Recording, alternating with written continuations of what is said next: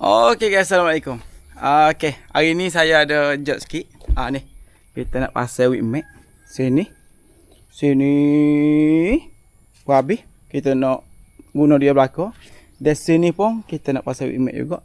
Pasalnya kita nak buat satu benda lagi sini. Okey. Okey geng. Gini geng. Tanpa kita buang masa. Jom kita racah.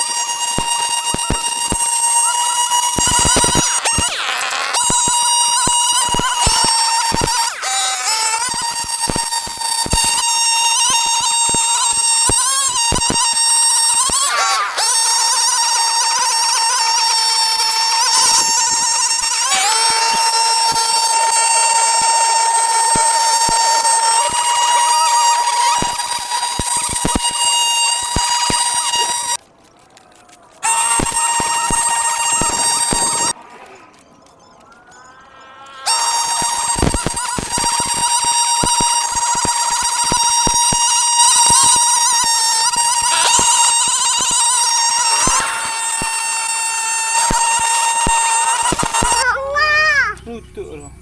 Tanah yang ke mana?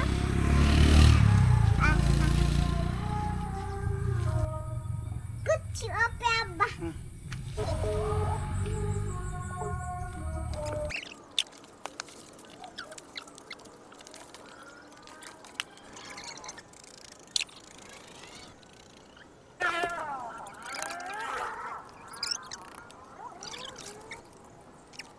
Buat kerja, kena air tak obeng, beres lalu kan.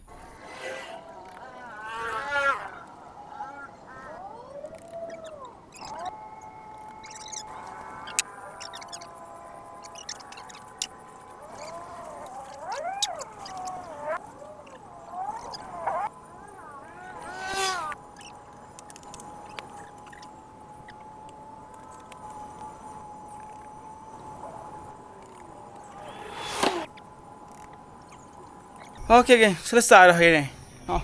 Kita pasang dah wig mat sini. Dan sana pun kita pasang dah. Sapalah habis sini.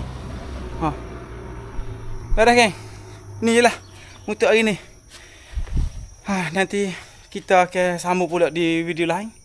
Nak pasang pagar ni untuk kaca botol. Merah ke dah? Betul